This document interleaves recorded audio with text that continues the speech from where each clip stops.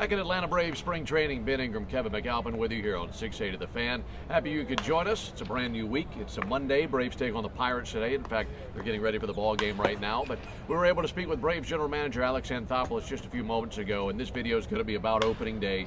What we do know, Kevin, is that Mike Foltynewicz was officially ruled out for opening day. He said that he will be on the 25-man roster. They're just not sure exactly how long it will be until he's ready. So in the meantime, I know it's just one start, but opening day starter is always a big deal. So as it stands right now, do you lean back to the guy that we've seen for the last 5 years? Yeah, I think so. I think this is going to become Julio Teheran's job for the 6th consecutive year on opening day in Philadelphia. And I'll be honest, Ben, I'm not really surprised. They officially ruled Folty out. You know, he had that setback with the elbow soreness 2 weeks ago yesterday in his first spring training outing against the Astros down in West Palm. So not a real surprise. Just not enough time to build back up. Running out of days on the calendar. Braves break camp 2 weeks from yesterday and head north. So just not enough time for him to get basically build up starting all over again. You're going to have to start with 1 or 2 innings and progress from there. So Folty could start the season in the bullpen. Maybe he's a long guy that could give you a couple of innings if need be. But I think right now it's between Julio Teheran and Sean Newcomb. And I've got to think with all the right-handed bats in the Philly order, I think Julio Teheran's going to be your opening day starter again. Well, that's what Alex said. He wouldn't commit to one guy over the other. But he did say it's a right-handed heavy lineup outside of Bryce Harper. We all know what Bryce Harper's numbers are versus Julio Teheran. Hopefully it'll get better. Can't get much worse than those numbers. But for Julio Teheran, he is a veteran. He's done this before. Right-handed heavy lineup, and that I know that that's probably the main reason for his getting the nod, if that's the case. I would say that there are other pitchers in the Braves rotation that I feel more comfortable with than Julio Teheran. But if you want to play devil's advocate on that, he is throwing harder this year. His velo is up. Alex told us that he put on about 8 to 9 pounds of mass, so he feels a lot stronger. So they like where he is right now. They do, and I like where he's at too. I saw him yesterday down in Jupiter against the Marlins, and I thought the changeup and the slider looked really, really good. Threw some curveballs as well, but really I think Julio's got a good feel for the slider here in spring. Velo has been 92, 93. We've seen some 94s as well. I can't remember. It's been a handful of years since we've seen Julio Teheran living in the low to mid 90s. Right. Typically 90, 91 is where we see Julio. We're used to seeing that the last few years. But when you look back to his All-Star season a couple years ago, that's where he was living, 93, 94. So, you know, who knows? Maybe putting on a little extra muscle in the offseason will help him get that velo back. But again, his secondary stuff, in my opinion, has looked really, really good. I like what we've seen so far. So I'm very encouraged by where he's at after a couple starts. Well, and last year for opening day, his velocity was sitting in the upper 80s. Yeah. If he's hitting 93, 94 on opening day, we're obviously talking about a completely different pitcher. At that point, he can get guys out with fastballs in the strike zone. You can do that with 93, 94. I don't think he could do that last year, not consistently, throwing 88, 89 with a four-seamer. And when you're not able to get guys out in the strike zone with a four-seamer, you're having to rely on guys to chase. Well, that means your strikeouts will be up, which they were for him, but your walks will be as well. And if you leave a pitch in the zone, it's going to get crushed. That's why we saw him give up so many home runs. So I think that's the issue with Julio Teheran.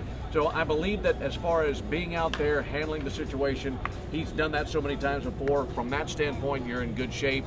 But what does his stuff look like on opening day? And that's anyone's guess. So there are other pitchers that I feel a little bit more comfortable with than where Julio is right now. But if you're making the case for him being opening day over some of these other guys, and you're leaning towards a veteran guy taking on a right-handed heavy lineup, that does do that adds up a little bit right there. It does, and look, like you said, he's done it 5 years in a row. He knows what to expect. If he can just get through the first inning, that's been the issue for Julio Teheran. Of course, last year his ERA was north of 6. And the last thing you can afford to do with a guy who's your opening day starter is play from behind every single night or every 5 days. So if he can just get these first inning issues worked out, I asked Tyler Flowers about it yesterday. He feels like it's more coincidence than anything. But again, the numbers, they jump off the charts. That ERA was about 6.5 for Julio in the first inning last year and about 2.5 in the second inning. So certainly a much different guy once he gets through the first inning. But again, the last thing you need to be doing, especially if you're playing on the road, is giving up a run or two and potentially a Bryce Harper home run in the early going and having Citizens Bank Park rocking. So you know, we'll see what happens, but that's the direction I think the team's leaning in right now with Julio. Well, while we have another 60 seconds, let's go through the rest of the rotation quickly. You feel good about Newcomb 2 and Gausman 3? I do, yeah. And then, you know, I think the Braves will start with 4 starters. They don't need a 5th starter until April the 7th, so they can kind of get by with only 4 starters. I love Kyle Wright. I'm looking forward to seeing him again today. I love what we've seen out of him. Touki Toussaint had a good outing his last time out. Max Fried has looked good here in spring. Bryce Wilson as well. But I think that, you know, they're going to break camp with probably 4 starters. And right now, I think that has to be Kyle Wright with what we've seen. Well, a lot of times when we're doing interviews, the question gets asked all the time, who's the guy who's made the biggest stride, a minor league guy, who's made the biggest jump in maybe being on the opening day roster and winning a spot on this team? My answer to that is Kyle Wright. Yep. I know we'll see him today versus the Pirates, but each of his last 2 starts, he's looked really good. He is pitched like a guy who's supposed to be in the rotation to me. The stuff that I saw him show versus the Yankees last week, all of his stuff, top to bottom, was really, really good. So I think with another good start today, he's in there, no doubt. And we'll see about Touki. Maybe there's a spot for a couple of young guys once they go to a 5th starter if Mike Foltynewicz isn't ready yet. So if I'm Touki Toussaint, if I'm Max Fried or one of these other guys, I realize there's still a chance that I could be in this rotation by the time they need a 5th starter, depending on the injury to Mike Foltynewicz. Yeah, and the message from Brian Snitker and the coaching staff and the front office will be stay ready, because we will need you. Braves used 33 different pitchers last year. They're certainly going to need a stockpile of arms to be ready in the waiting. And yeah, so again, those guys that don't make the opening day roster, sure, they're going to be disappointed, they're going to be upset, frustrated, but they're going to be called upon sooner rather than later. Some of these guys we could see at some point in April.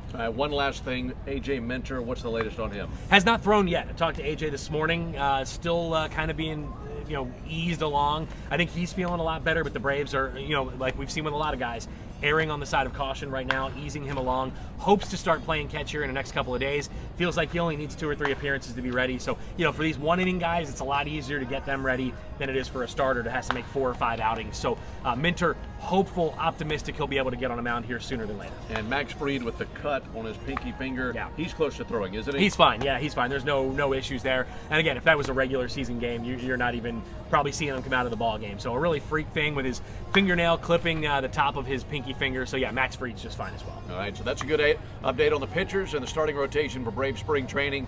Thanks so much for tuning in. We'll have more as we continue from Brave Spring Training. For Kevin, I'm Ben. Thanks so much for tuning in to 680 The Fan.